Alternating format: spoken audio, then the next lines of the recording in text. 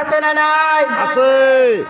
এই কোরআন যেহেতু সত্য, এই কোরআন দিয়ে যদি বাংলার জমিন চালানো যায়, তাহলে এই কোরআনের জমিন, এই বাংলাদেশও কোরআনের কথা চলতে গেলে, কোরআনের কথায় যদি চালানো যায়, তাহলে এই বাংলাদেশটা সত্যর উপর চলবে। কথা বলেন ঠিক কিনা?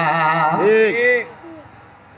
এই বাংলাদেশের স্বাধীনতা সার্বভৌমত্বের জন্য, এই বাংলাদেশের ইসলামী আকীদা তাজিবাদ টিকে রাখার স্বার্থে উঁচু টুপি, নিচু টুপি, কলিওয়ালা কলি সরা, শক্ত টুপি, নরম টুপি, পাকড়িওয়ালা পাকড়ি সরা, কিছু বুঝি না, সব আলিমদেরকে এক মঞ্চে হতে হবে। কথা বলেন ঠিক কিনা? হাতে হাত রাখতে হবে, স্লোগান দিতে হবে, হাতে রাখো হাত, মোরা মোহাম্মদের উম্মত। কথা বলেন না কেন? আমরা সেকুলারিজম দেখেছি, ন্যাশনালিজম দেখেছি, বাবার শাসন দেখেছি, কন্যার শাসন দেখেছি, স্বামীর শাসন দেখেছি, স্ত্রীর শাসন দেখেছি। শুধু একটিবার ১,৫০০ বছর পূর্বে হেরাই দোহাই কুরআন নাযিল হওয়ার মাধ্যমে আমরা বাংলার ভূখণ্ডে খলিফা ওমরের শাসন দেখতে চাই।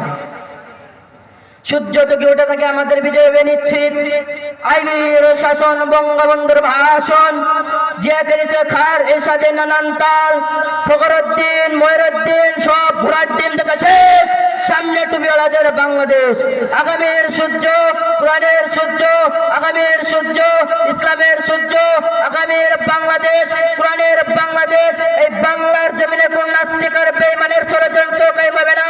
এই বাংলার জমিনে লক্ষ লক্ষ যুবক রাতের শেষ ভাগে ওঠে, তাহাজ্জুদের নামাজ পড়ে, সকালে বন্ধুর কাছে কোরআনের দাওয়াত পৌঁছে দেয়। এই বাংলার জমিনে কিডন্যাপ থেকে তুলিয়া, রূপসা থেকে বদরিয়া, সুন্দরবন থেকে বান্দরবন পর্যন্ত আল্লাহর কোরআনের রাজনীতি কায়েম হবে ইনশাআল্লাহ।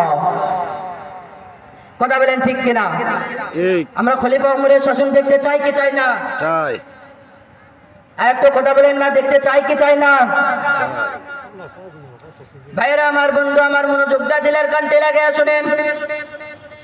তাহলে আমরা খলিফা ওমরের শাসন দেখতে চাই, কার শাসন দেখতে চাই? আগামীতে আমরা কোন মহিলার শাসন দেখতে চাই? কোন মহিলার শাসন দেখতে চাই না।